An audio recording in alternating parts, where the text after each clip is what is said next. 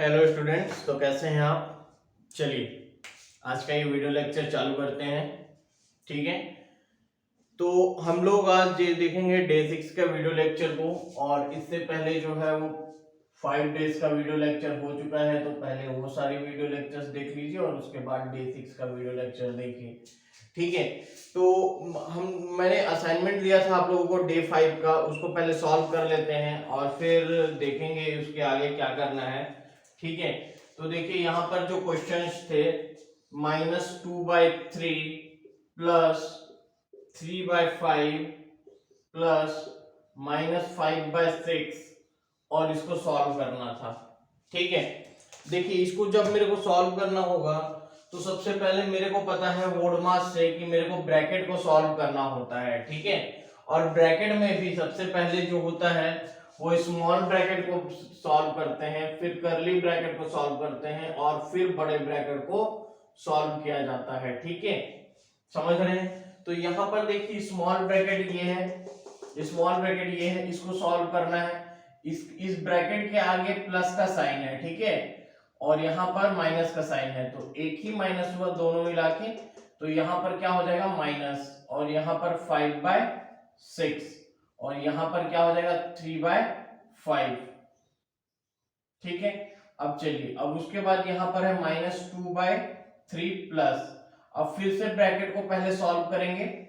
तो चलिए देखिए, इसको जब मैं सॉल्व करता हूं तो इनका एलसीएम लिया जाता है, तो 5 और 6 का एलसीएम कितना हो जाएगा 30 हो जाएगा। ठीक है, तो यहाँ पर देखिए 30 लिख दिया मैंने, और क्या करना है आपको, इसको ब्रैकेट में ही रहने दीजिए अभी। ठीक है, 30 लिख दिया, 5 के टेबल में 6 बार जाएगा, तो 3 × 6 -5, और यहां पर क्या हो जाएगा 6 × 5। ठीक है, तो यहां पर से देखें, यहां -2/3 प्लस 6 × 3 18 -25, और यहां पर हो गया 30। ठीक है, आगे इसको सॉल्व किया तो -2/3 प्लस देखिए 18 और 25। ठीक है, नेगेटिव वाला बड़ा नंबर है तो क्या होगा, नेगेटिव में आंसर आएगा। ठीक है, नेगेटिव वाला बड़ा है तो नेगेटिव में आंसर आएगा। ठीक है, तो यहां पर से देखिए कितना आ जाएगा -7/30। ठीक है, -7/30। ठीक है, चलिए अब आगे बढ़ते हैं। ठीक है, यहाँ पे प्लस है, यहाँ पे माइनस है, तो ये ओपन होगा तो क्या हो जाएगा -7/30। ठीक है, आगे इसकी बात करते हैं। फिर से दोनों माइनस माइनस है, 3 और 30 का एलसीएम कितना आएगा 30 ही आएगा। ठीक है, 10 बार जाएगा तो -20, और यहाँ पर 7 1 बार जाएगा तो 7, तो -27/30। तो ये -9/10 आपका क्या आ जाएगा आंसर आ जाएगा। ठीक है, -9/10 आपका क्या आ जाएगा आंसर आ जाएगा। ये असाइनमेंट का पहला क्वेश्चन था। ऐसे ही सारे क्वेश्चंस को सॉल्व करना है। तो मैंने आप लोगों को असाइनमेंट में जो क्वेश्चन दिया था, ठीक है, असाइनमेंट में जो क्वेश्चन दिया था उन क्वेश्चंस का क्या है, आपको सॉल्यूशन भी साथ में दिया हुआ था, तो वहां से आप देख सकते हैं। अच्छा, एक बात और, जब भी आप असाइनमेंट करते हैं तो इस चीज का ध्यान रखिए कि पहले क्वेश्चंस को डाउनलोड कर लीजिए, क्वेश्चंस को अपने से अटेम्प्ट कर लीजिए, उसके बाद ही सॉल्यूशन देखिए, पहले सॉल्यूशन नहीं देखना है आपको। ठीक है, चलिए आगे बढ़ते हैं। कुछ चीजें और हैं, ये सारे क्वेश्चंस अब आपसे बन जाएंगे, कुछ बहुत ज्यादा डिफिकल्ट है नहीं। ठीक है, चलिए आगे देखते हैं। अच्छा, प्रॉपर्टी जो है वो आपको 3 काइंड की प्रॉपर्टी मैंने समझा दी थी आपको, एक क्लोजर प्रॉपर्टी, एक क्यूमुटेटिव प्रॉपर्टी और एक आपको एसोसिएटिव प्रॉपर्टी। तो अगर आपको प्रॉपर्टीज के बारे में आइडिया नहीं है तो आप पहले के लेक्चर्स देख लीजिए अच्छे से, वहां पर आपको प्रॉपर्टीज का आइडिया मिल जाएगा। ठीक है, अब 2-3 चीजें हैं यहाँ पर से, एडिटिव इनवर्स। ठीक है, जैसे 2-3 चीजों में क्या क्या है, एडिटिव इनवर्स,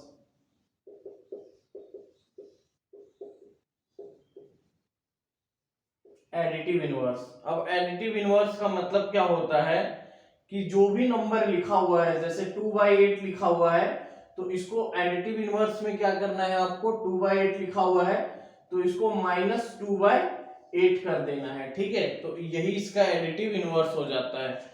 जैसे माइनस, अब इसको और इसको कैंसिल भी कर लेंगे, 2 1 जा 2, 2 4 जा 8, तो -1/4, ठीक है। ये इसका क्या हो जाता है, एडिटिव इनवर्स हो जाता है, ठीक है। वैसे ही 19/-6, 19/-6 इसका एडिटिव इनवर्स भी क्या हो जाएगा, 19/6। मतलब इसके आगे और एक माइनस साइन लगाना है, तो एक माइनस साइन तो पहले से है, एक और माइनस साइन लगाएंगे तो प्लस हो जाएगा, तो ये इसका एडिटिव इनवर्स है। वैसे लिखा कैसे जाता है एडिटिव इनवर्स को, जैसे एडिटिव इनवर्स का मतलब क्या होता है कि इसमें कौन सा नंबर हम लोग ऐड करें, 2/8 में कौन सा ऐसा नंबर ऐड करें कि हम लोगों को रिजल्ट जो है वो 0 मिले, ठीक है। तो आप लोग मान लीजिए कि इसमें हम लोग x ऐड करें तो रिजल्ट 0 मिले, तो x की वैल्यू के लिए ये 2/8 इसके साथ प्लस में है, तो इस पूरे 2/8 को हम लोग इधर अगर ले जाते हैं तो -2/8 हो जाता है, जिसकी वैल्यू -1/4 हो जाती है, ठीक है। समझ रहे हैं, ठीक है। इसी को एडिटिव इनवर्स बोलते हैं, ठीक है। अब देखिए एडिटिव इनवर्स में, एडिटिव इनवर्स, अब इसके बाद मल्टीप्लिकेटिव इनवर्स आता है।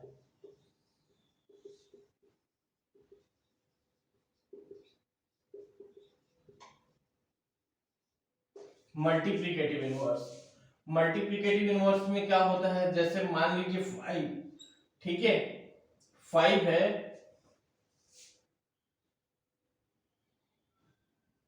5 है, तो इसको किस नंबर से मल्टीप्लाई किया जाए कि इसका रिजल्ट 1 आ जाए, ठीक है। तो यहां पर मान लेते हैं कि x से मल्टीप्लाई करने पे रिजल्ट क्या आ जाता है, 1 आ जाता है, ठीक है। तो x इज इक्वल टू क्या हो जाएगा, 1/5, क्योंकि 5 इसके साथ किसमें है, मल्टीप्लाई में है, 5 इसके साथ किसमें है, मल्टीप्लाई में है, 5 इसके साथ मल्टीप्लाई में है, तो यहाँ आएगा तो 1/5 हो जाएगा। वैसे आपको देखना है कि मल्टीप्लिकेटिव इनवर्स कैसे निकालना है, अगर आपको डायरेक्टली देखना है तो 5 है तो इसका रेसिप्रोकल कर दीजिए, ठीक है, इसका रेसिप्रोकल कर दीजिए, ठीक है। तो 5 का रेसिप्रोकल क्या हो जाएगा, 1/5, ठीक है। 5 का रेसिप्रोकल क्या हो जाएगा, 1/5। अगर मान लीजिए 2/3 है, इसका मल्टीप्लिकेटिव इनवर्स निकालने बोला है तो 3/2 हो जाएगा। 2/3 का मल्टीप्लिकेटिव इनवर्स क्या होगा, 3/2। मान लीजिए आपके पास है -3/2, इसका मल्टीप्लिकेटिव इनवर्स निकालने बोला है तो इसको क्या कर दीजिए, उल्टा कर दीजिए, बस 2/3, और साइन वैसा ही रहेगा, ठीक है। साइन को चेंज नहीं करेंगे, ठीक है। इसमें साइन चेंज नहीं होता है, इसमें साइन चेंज होता है। एडिटिव इनवर्स में साइन चेंज होता है, मल्टीप्लिकेटिव इनवर्स में साइन चेंज नहीं होता है, ठीक है। अब देखिए आपको नंबर्स पढ़ाया जा चुका है, तो अब मैं एक बात बोलता हूं आपसे कि कौन सा ऐसा रेशनल नंबर है जिसका कि मल्टीप्लिकेटिव इनवर्स पॉसिबल नहीं है। तो वो रेशनल नंबर कौन सा है, वो रेशनल नंबर कौन सा है जिसका मल्टीप्लिकेटिव इनवर्स पॉसिबल नहीं है, तो वो रेशनल नंबर है 0, ठीक है। वो रेशनल नंबर है 0, क्योंकि 0 का मल्टीप्लिकेटिव इनवर्स क्या होगा, 1/0, और 1/0 जो है वो डिफाइंड नहीं है। इसकी वैल्यू मैंने आपको पहले भी बताया था कि 0 से अगर डिवाइड करते हैं तो इसकी वैल्यू इंफिनिटी आ जाती है। ऊपर 0 रहे तो कोई दिक्कत नहीं है, लेकिन नीचे 0 आ गया तो उसकी वैल्यू इंफिनिटी बना देता है, ठीक है, और ये डिफाइंड नहीं होती, इसलिए 0 का मल्टीप्लिकेटिव इनवर्स पॉसिबल नहीं है, ठीक है। उसके अलावा अगर मैं बात करता हूं कि 1 का रेसिप्रोकल क्या होगा, तो 1 का रेसिप्रोकल 1 ही होगा, -1 का रेसिप्रोकल -1 ही होगा। तो कुछ ऐसे नंबर्स होते हैं जैसे 1 और -1 ऐसे नंबर होते हैं जिनका रेसिप्रोकल वही होता है, ठीक है। तो इन दोनों नंबर्स को बहुत अच्छे से ध्यान में रखिए कि इनका रेसिप्रोकल क्या होता है, वही होता है, ठीक है। समझ रहे हैं, क्लियर है। क्यों, क्योंकि आप 1 को, अगर आप 1 को 1/1 लिखेंगे तो वही बात तो है, 1 ही आ रहा है। आप -1 को 1/-1 लिखेंगे तो भी ये -1 ही तो आएगा, क्योंकि 1 नीचे लिखा नहीं जाता है, ठीक है।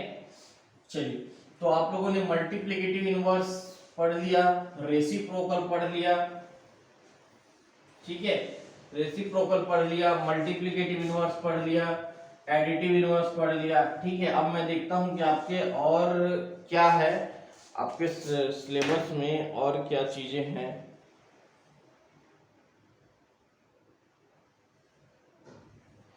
अब देखिए जो दो तीन प्रॉपर्टी है, दो तीन प्रॉपर्टी मैंने आपसे डिस्कस किया था, वो भी इस चैप्टर में आपसे पूछ रहा है। जैसे पहला प्रॉपर्टी बोला था क्लोजर प्रॉपर्टी, ठीक है। दूसरी प्रॉपर्टी मैंने बताई थी आपको क्यूम्यूटेटिव प्रॉपर्टी, ठीक है।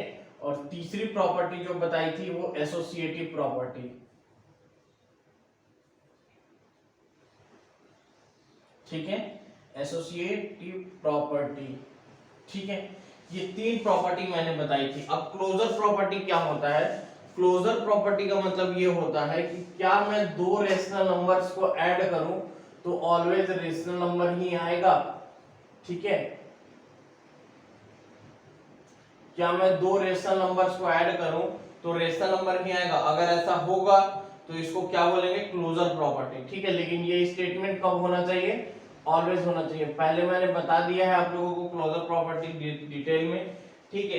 तो अगर मैं रेशनल नंबर्स की बात करूं, ठीक है, रेशनल नंबर्स की बात करूं और दो रेशनल नंबर्स को ऐड करूं, तो मैं ये देखता हूं कि दो रेशनल नंबर्स को जब मैं ऐड करता हूं, ठीक है, दो रेशनल नंबर्स को जब मैं ऐड करता हूं तो उसका रिजल्ट जो है वो मेरे को क्या मिलता है? रेशनल नंबर ही मिलता है। मतलब रेशनल नंबर्स का एडिशन अगर रेशनल नंबर ही मिले तो उसको बोलते हैं क्लोजर प्रॉपर्टी, ठीक है। समझ रहे हैं? रेशनल नंबर का डिफरेंस जो है वो रेशनल नंबर ही मिले तो उसको भी बोलते हैं क्लोजर प्रॉपर्टी। रेशनल नंबर का मल्टीप्लाई अगर रेशनल नंबर ही मिले तो उसको क्या बोलते हैं? Closure property. लेकिन रेशनल नंबर को जब मैं डिवाइड कर दूंगा, अगर मान लीजिए मैं 0 से डिवाइड कर देता हूं, तो क्या ये रेशनल नंबर है? नहीं, ये इंफिनिटी बन जाता है। तो ये डिवीजन में क्लोजर प्रॉपर्टी फॉलो नहीं करता है, ठीक है। ये जो है वो डिवीजन में क्लोजर प्रॉपर्टी को फॉलो नहीं करता है, ठीक है। इस चीज को ध्यान रखेंगे कि क्लोजर प्रॉपर्टी तीन केसेस में फॉलो करता है, एडिशन में, सब्ट्रैक्शन में, मल्टीप्लिकेशन में, लेकिन डिवीजन में नहीं करता है, क्योंकि 0 से जब मैं डिवाइड कर देता हूं तो वो इंफिनिटी बन जाता है और वो रेशनल नंबर नहीं है। क्लियर है? समझ रहे हैं? तो क्लोजर प्रॉपर्टी आप लोगों को समझ में आ गया। क्यूम्यूटेटिव प्रॉपर्टी क्या होता है? जैसे आप लोगों से बस पूछ देगा कि -1/4 इंटू 5 को अगर मैं 5 इंटू -1/4 लिख दूं तो ये कौन सी प्रॉपर्टी है, ठीक है। -1/4 इंटू 5 को मैं 5 इंटू -1/4 यहां पर ब्रैकेट लगेगा, ऐसा लिख दूं तो ये कौन सी प्रॉपर्टी है? तो ये कौन सी प्रॉपर्टी है? क्यूम्यूटेटिव प्रॉपर्टी है। क्यूम्यूटेटिव प्रॉपर्टी का मतलब क्या होता है? आगे वाले को पीछे कर देना, पीछे वाले को आगे कर देना, ठीक है। तो इसको कौन सी प्रॉपर्टी बोलते हैं? क्यूम्यूटेटिव प्रॉपर्टी बोलते हैं, ठीक है। यहाँ पर आप लोगों को समझ में आ रहा होगा कि इसको इसके साथ मल्टीप्लाई कर रहे हैं, फिर इसको इसके साथ मल्टीप्लाई कर रहे हैं, मतलब बस इनका ऑर्डर चेंज कर दिया है।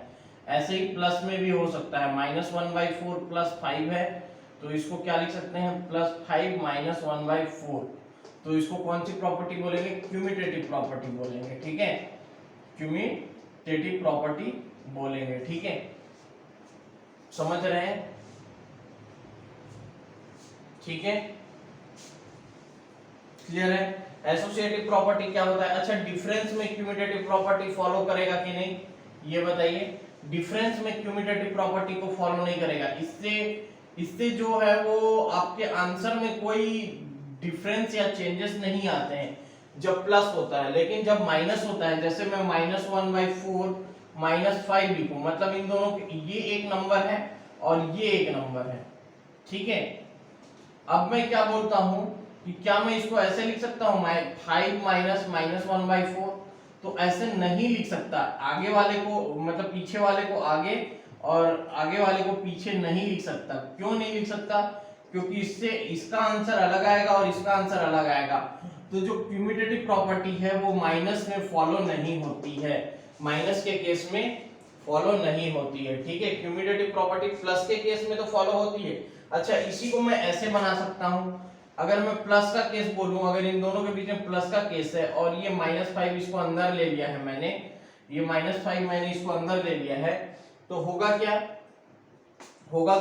कि -1/4 प्लस ब्रैकेट में -5 है, इसको इक्वल टू मैं क्या कर सकता हूं, -5 प्लस और -1/4। तो ये इसमें भी रिजल्ट वही आएगा और इसमें भी रिजल्ट वही आएगा।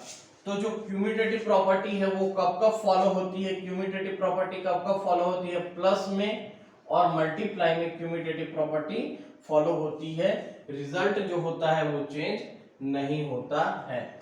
एसोसिएटिव प्रॉपर्टी क्या होता है, मतलब क्यूमुलेटिव प्रॉपर्टी का मतलब क्या है, आगे वाले को पीछे और पीछे वाले को आगे कर देना। क्या ऐसा करने से रिजल्ट चेंज होगा या नहीं होगा ये देखना।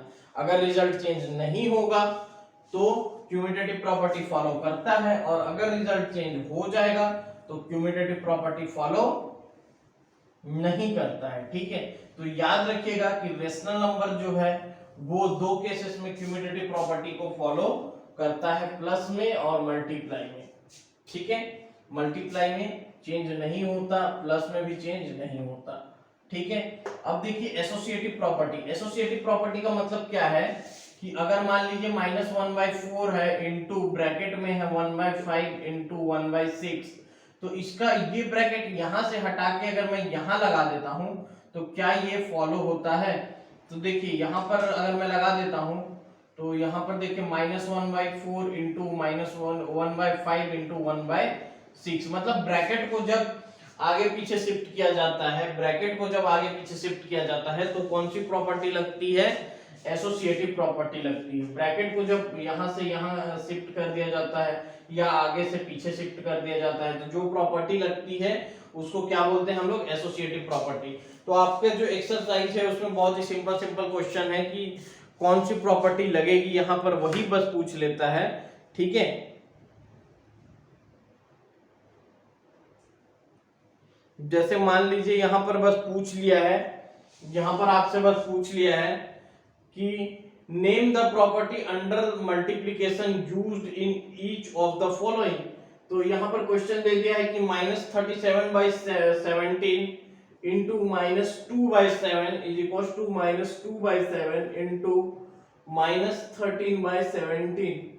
ठीक है, इंटू -13/17। तो देखिए बस ये पीछे वाले को आगे कर दिया गया है, आगे वाले को पीछे कर दिया गया है। तो ऐसा किस प्रॉपर्टी में होता है, क्यूमुलेटिव प्रॉपर्टी में होता है। ठीक है, तो बस इसका नाम लिख देना है कि ये कौन सी प्रॉपर्टी है, तो ये क्यूमुलेटिव प्रॉपर्टी है। ठीक है, समझ रहे हैं।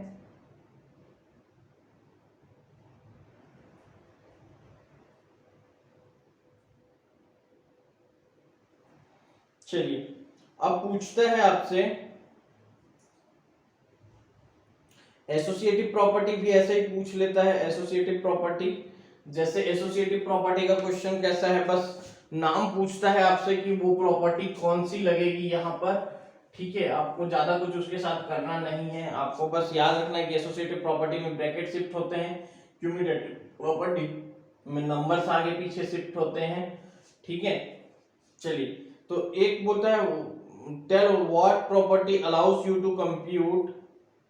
ठीक है, तो 1/3 इंटू 6 इंटू 4/3 को मैं ऐसा किस प्रॉपर्टी से लिख सकता हूं, 1/3 इंटू 6 इंटू 4/3। तो देख रहे हैं कि ब्रैकेट यहां से यहां शिफ्ट हो रहा है और सारा साइन मल्टीप्लिकेशन का है, तो ये कौन सी प्रॉपर्टी है, एसोसिएटिव प्रॉपर्टी है। ठीक है, ये कौन सी प्रॉपर्टी है, एसोसिएटिव प्रॉपर्टी है। Associative property multiplication rational numbers के केस में सिर्फ मल्टीप्लिकेशन में ही फॉलो होता है। ठीक है, ये याद रखिएगा। हर केस में ऐसे ब्रैकेट को हम लोग सॉल्व नहीं, मतलब शिफ्ट नहीं कर सकते। ठीक है, हर केस में हम लोग ब्रैकेट को शिफ्ट नहीं कर सकते, ये चीज याद रखिएगा। ठीक है, समझ रहे हैं।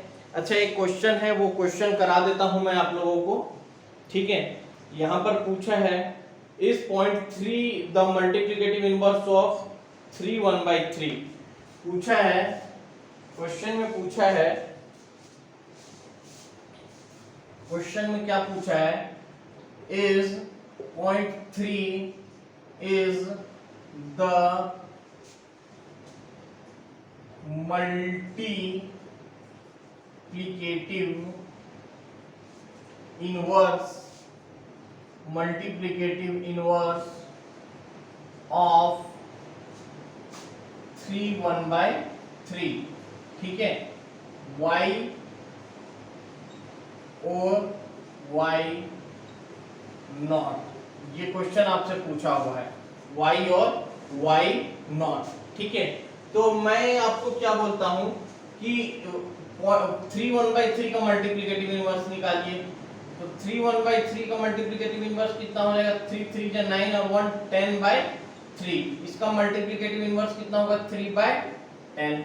तो 3/10 इसका मल्टीप्लिकेटिव इनवर्स होगा। इसी को तो 0.3 लिखा जाता है, 10 से डिवाइड करते हैं तो एक डेसिमल आगे लग जाता है, ठीक है, इसी को तो 0.3। तो ये बिल्कुल सही है कि 0.3 जो है वो 3 1/3 का मल्टीप्लिकेटिव इनवर्स है, ठीक है। बाकी एक्सरसाइज आप लोग कर लीजिएगा, ठीक है। आज का असाइनमेंट रहेगा, मैं असाइनमेंट सेक्शन में इसको डाल दूंगा, ठीक है। आप लोग असाइनमेंट अच्छे से कर लीजिएगा, ठीक है। चलिए अब आगे बढ़ते हैं, ठीक है। अब उसके बाद में आपको represent the rational number on the number line में आपको रिप्रेजेंट करना है। नेचुरल नंबर तो हम लोग रिप्रेजेंट करते हैं, होल नंबर तो रिप्रेजेंट करते हैं, और रेशनल नंबर को कैसे रिप्रेजेंट किया जाता है वो हम लोगों को देखना है, ठीक है।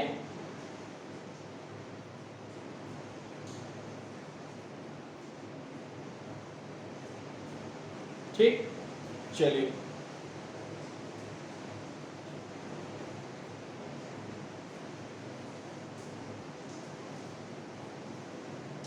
चलिए तो यहाँ पर से कुछ क्वेश्चंस हैं, ठीक है। यहाँ पर से कुछ क्वेश्चन है,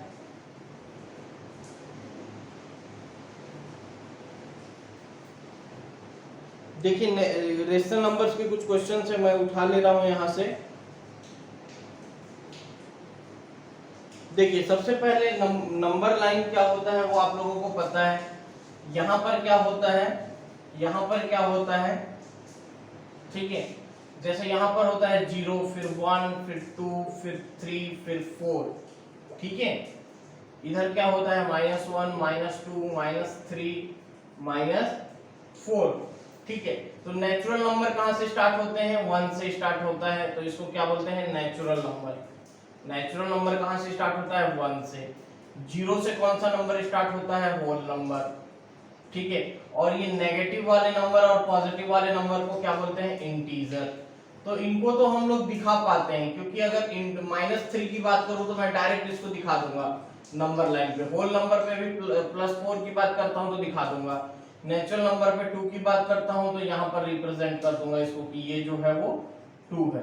लेकिन जब मेरे को रेशनल नंबर्स को इंडिकेट करना होता है तो थोड़ा सा मेरे को इसको समझना पड़ता है कि कैसे मैं इसको इंडिकेट करूं, ठीक है। तो चलिए देखिए, जैसे मैं अगर बात करता हूं आपसे 4/9, ठीक है, 4/9, तो आपको समझना पड़ेगा कि ये 4/9 जो है, आपको सबसे पहले क्या करना पड़ेगा, ये देखना पड़ेगा कि इसकी वैल्यू न्यूमरेटर जो है वो डिनोमिनेटर से छोटा है या बड़ा है, ठीक है। तो यहां पर न्यूमरेटर क्या है, न्यूमरेटर क्या है, डिनोमिनेटर से छोटा है, मतलब इसकी वैल्यू <1 है, ठीक है। आप जब भी इसको डिवाइड करेंगे तो पॉइंट में आंसर आएगा, ठीक है, पॉइंट में आंसर आएगा, ठीक है। तो इसकी वैल्यू 1 से छोटी है, ठीक है। वैसे ही अगर मैं एस्टिमेट करूं, मतलब इसकी वैल्यू जो है वो 1 से छोटी है, और इसकी वैल्यू किसके किसके बीच में रहेगी, 0 से 1 के बीच में रहेगी, ठीक है। समझ रहे हैं, इसकी वैल्यू किससे किसके बीच में रहेगी, 0 से 1 के बीच में ही रहेगी, ठीक है। अगर मैं दूसरा नंबर बात करता हूं -4/9, ठीक है, -4/9, ठीक है। तो अब देखिए यहां पर भी डिनोमिनेटर छोटा है, यहां पर ये न्यूमरेटर छोटा है, डिनोमिनेटर से छोटा है, ठीक है। तो अब देखिए यहां पर इसकी वैल्यू जो होगी वो कितनी होगी, इसमें आपको क्या करना है कि इसको इसमें भी माइनस साइन को पहले छोड़ के इसको इंडिकेट करना है, ठीक है, कि 4/9 जो है वो 1 से तो छोटा है ही, ठीक है। समझ रहे हैं? -4/9 की अगर मैं बात करूंगा तो ये जो है वो -1 से क्या होगा, बड़ा होगा। ठीक है, मतलब आपको देख लेना है कि सबसे पहले क्या करना है। देखिए 4/9 लिखना है, अगर माइनस प्लस वाला आता है, देखिए इसको समझने की कोशिश कीजिए, आपको नंबर लाइन को समझने की कोशिश कीजिए कि अगर 4/9 आता है, 4/9 आता है तो पॉजिटिव वाला, तो मेरे को पता है कि न्यूमरेटर अगर छोटा है डिनोमिनेटर से तो ये लेस देन 1 आएगा। ठीक है, अगर मान लीजिए मैं ऐसे करता हूं 10/9 तो क्या हो जाएगा, 10/9 करता हूं तो क्या हो जाएगा, यहां पर जो आपका ये न्यूमरेटर है वो डिनोमिनेटर से बड़ा है, मतलब इसकी वैल्यू कितनी आएगी, 1। तो इसको सबसे पहले इसको क्या करना है, मिक्स्ड फ्रैक्शन में आपको शो करना है। ठीक है, इसको मिक्स्ड फ्रैक्शन में शो करना है। ठीक है, अगर इसकी वैल्यू 1 से बड़ी आ रही है तो इसको मिक्स्ड फ्रैक्शन में शो करना है। मिक्स्ड फ्रैक्शन में कैसे शो होगा, ठीक है, 1/9। ठीक है, मतलब इसकी वैल्यू 1 होगी और 1 से 1/9 ज्यादा होगा। ठीक है, अगर मान लीजिए 20/9 आता है तो कितना हो जाएगा, 2/9। ठीक है, मिक्स्ड फ्रैक्शन कैसे शो करते हैं वो मैं बता देता हूं आपको कि मिक्स्ड फ्रैक्शन में शो कैसे करते हैं। ठीक है, तो यहां पर लिखा हुआ है 20 और यहां पर लिखा हुआ है 9, तो 9 2 जा 18 और यहां पर 2 बचा, तो जो 2 यहां पर होता है ये रिमाइंडर को यही लिखा जाता है और रिमाइंडर के नीचे इसको लिख दिया जाता है और ये वाले 2 को यहां ले आया जाता है। जैसे और एक एग्जांपल ले लेता हूं 22। ठीक है, तो 9 2 जा 18, 4 बचा, तो इस रिमाइंडर को यही लिखा जाता है, इसके नीचे इस 9 को ले आया जाता है और इस 2 को यहां ले आया जाता है, तो 2 4 9 ये हो जाएगा। ठीक है, तो नंबर लाइन में जब आप इसको रिप्रेजेंट करेंगे तो 1 तो पूरा पूरा हो जाएगा, लेकिन 1 के आगे 1/9 पार्ट होगा। ठीक है, 1 तो पूरा पूरा हो जाएगा, लेकिन 1 के आगे कितना पार्ट होगा, 1/9 पार्ट होगा। ठीक है, इतना क्लियर है? ठीक है, अब देखिए पॉजिटिव वाला आपको समझ में आ गया। अब यही चीज नेगेटिव में कैसे करेंगे, देखिए अगर मान लीजिए 4/9 नेगेटिव में आता, ठीक है, चलिए पॉजिटिव वाला पहले रिप्रेजेंट कर लेते हैं, उसके बाद नेगेटिव में आएंगे। ठीक है, तो आपको रिप्रेजेंट कैसे करना है, नंबर लाइन में, नंबर लाइन में रिप्रेजेंट कैसे करना है, जैसे 4/9 को नंबर लाइन में रिप्रेजेंट करना है। ठीक है, तो आपको क्या करना है, मेरे को पता है कि ये 1 से क्या है, छोटा है। ठीक है, तो यहां पर मैंने 0 ले लिया और यहां पर मैंने 1 ले लिया। ठीक है, अभी थोड़ा सा बड़ा इंटरवल लेंगे दोनों के बीच में। ठीक है, तो यहां पर 1 से छोटा है और 0 से बड़ा होगा। ठीक है, तो इसको कितने पार्ट में डिवाइड करना है, इसको कितने पार्ट में डिवाइड करना है। ठीक है, तो इसके बीच में ये जो है वो 1 और 1 2 लाइन है। ठीक है, तो यहां पर देखिए इंटरवल 1 इंटरवल 2 इंटरवल 3 4 5 6 7 8। ठीक है, मतलब 1 2 3 4 5 6 7 8 9। ठीक है, तो अगर यहां पर 9 है तो आप लोग देखिएगा, या इसको बस पहले वॉच कीजिए। ठीक है, अगर ये 0 है, अगर मैं इसको 9 से डिवाइड कर देता हूं और इसको भी 9 से डिवाइड कर देता हूं, ठीक है, 9 से डिवाइड और 9 से मल्टीप्लाई, यहां पर भी 9 से डिवाइड और 9 से मल्टीप्लाई, तो ये तो 0 ही रह जाएगा, वो 9/9 हो जाएगा। तो ये 1/9 2/9 3/9 4/9 5/9 6/9 7/9 और 8/9। ठीक है, तो आपको रिप्रेजेंट कितना करना था, 4/9। ठीक है, तो ये 4/9 ये होगा।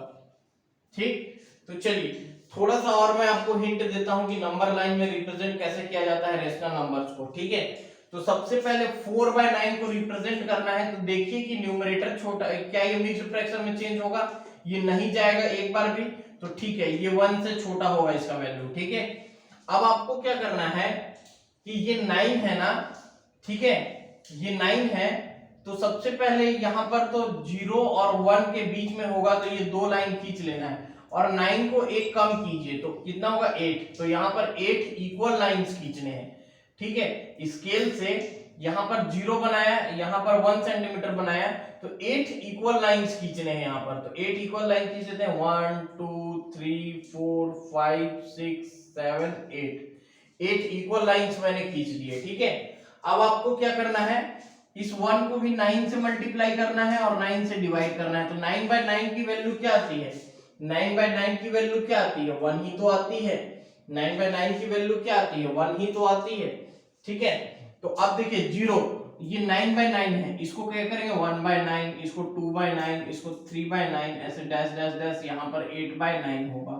ठीक है, तो 3/9 तो 4/9, सॉरी यहाँ पर 3/9 होगा, फिर 4/9, फिर 5/9, फिर 6/9, फिर 7/9, फिर 8/9, फिर 9/9। ठीक है, तो आप 4/9 को रिप्रेजेंट कर सकते हैं, यहां पर आप 4/9 को रिप्रेजेंट आराम से कर सकते हैं। क्लियर है? ठीक है, समझ रहे हैं? अब देखिए अगर मेरे को -4/9 को रिप्रेजेंट करना होता, ठीक है, अच्छा 10/9 को रिप्रेजेंट करना होता तो कैसे रिप्रेजेंट करता, मैं इसको 1 को ऐसे ही लिखता, 0 से 1 की वैल्यू को ऐसे ही लिखता। ठीक है, अच्छा नंबर लाइन जब भी बनाएंगे तो एक चीज ध्यान रखिएगा कि इंटरवल्स एकदम इक्वल होने चाहिए। जैसे आपने 0 यहां बनाया है, 1 यहां बनाया है, तो ऐसा नहीं कि 2 यहां पर बना देंगे, ऐसा नहीं हो सकता कि 1 का इंटरवल अगर इतना है तो 2 के केस में कितना इंटरवल होना चाहिए, इतना ही इंटरवल होना चाहिए 2 के केस में। अगर 1 के केस में इतना है तो 2 के केस में भी इतना होना चाहिए। ठीक है, अब देखिए मेरे को 10/9 को रिप्रेजेंट करना है, तो मैंने क्या बताया आपको, 10/9 को पहले क्या लिखिए, 1 × 1/9, तो 1 तो पूरा यहां तक हो गया। अब इसमें 1/9 को रिप्रेजेंट करना है।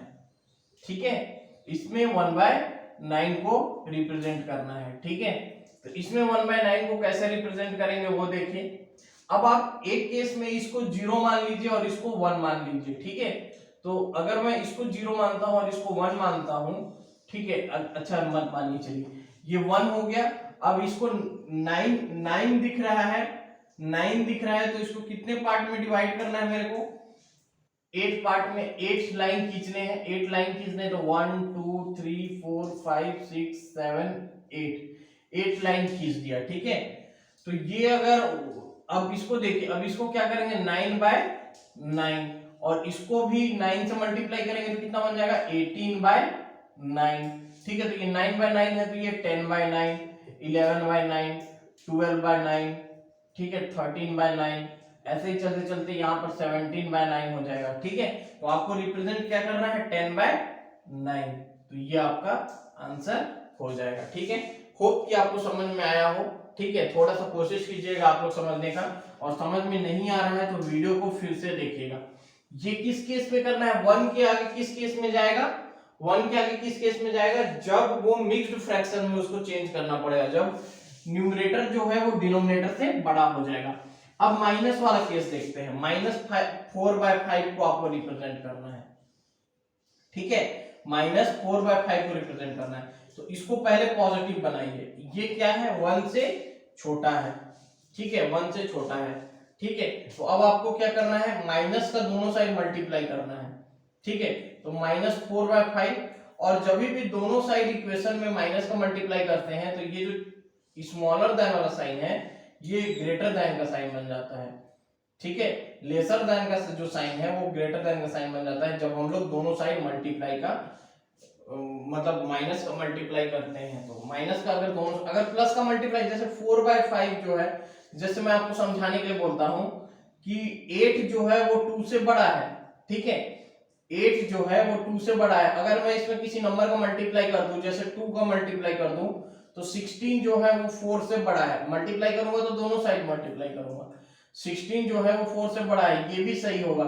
लेकिन क्या अगर मैं इसी केस में यहीं पर अगर माइनस से मल्टीप्लाई करता, तो 2 8 जा -16, और यहाँ पर 2 2 जा -4, तो क्या -16 -4 से बड़ा है, ऐसा होता क्या, नहीं होता, क्योंकि मेरे को पता है कि -4 बड़ा है और -16 छोटा है।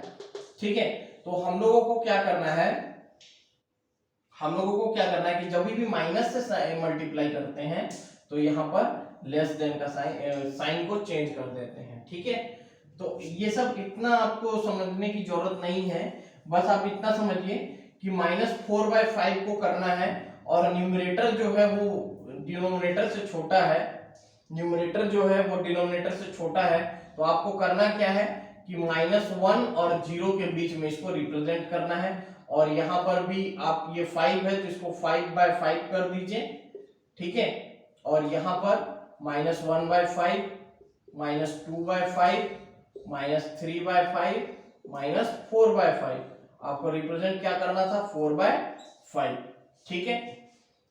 तो चलिए मैं आपको एकदम शॉर्ट में समझा देता हूं, कि अब आपको रिप्रेजेंट कैसे करना है चीजों को, ठीक है। रिप्रेजेंट कैसे करना है चीजों को वो मैं बता देता हूं, ठीक है। तो दो केसेस होता है, एक होता है 3/7 और एक होता है -3/7। तो -3/7 जब ये देख रहे हैं कि न्यूमरेटर जो है वो डिनोमिनेटर से छोटा है, तो आप यहाँ पे 0 लीजिए, यहाँ पे 1 लीजिए, इसको 7 है तो इसको 1 माइनस कीजिए, मतलब 6, 7 - 1 मतलब 6, 6 लाइन खींचिए यहाँ पे, 1 2 3 4 5 6, ठीक है। और इसको भी ये जो न्यूमरेटर डिनोमिनेटर दिख रहा है 7, इसको 7 से ऊपर भी और नीचे भी 7 कर दीजिए। अब यहाँ पे 0 है, यहाँ 1/7, यहाँ 2/7, यहाँ 3/7, यहाँ 4/7, यहाँ 5/7 और यहाँ 6/7। आपको रिप्रेजेंट कितना करना था, 3/7, तो ये हो जाएगा आपका 3/7। समझ में आ गया, ठीक है, ठीक। चलिए तो 3/7 आपको समझ में आ गया है। अब देखिए मैं आगे बात करता हूं कि -3/7 को कैसे करेंगे। तो मेरे को पता है कि -3/7 0 और -1 के बीच में होगा, तो यहाँ पर 7 है तो 6 लाइन खींचने हैं, 1 2 3 4 5 6, ठीक है। और 3 है तो 1 2 3, ये हो जाएगा -3/7, ठीक है। समझ रहे हैं, ये हो जाएगा -3/7, क्योंकि ये -1/7, ये -2/7, ये -3/7, -4/7, -5/7, -6/7 और ये -7/7, ठीक है। समझ में आ गया आपको। चलिए तो नंबर 9 हो गया आज का, ठीक है। तो आपको असाइनमेंट अब मैं दे दूंगा और आप असाइनमेंट अच्छे से बना लीजिए, ठीक है। एडुमिंट ऐप डाउनलोड कीजिए, शेयर करते रहिए अपने फ्रेंड्स के साथ, ठीक है। हैप्पी लर्निंग, नेक्स्ट वीडियो में मिलते हैं।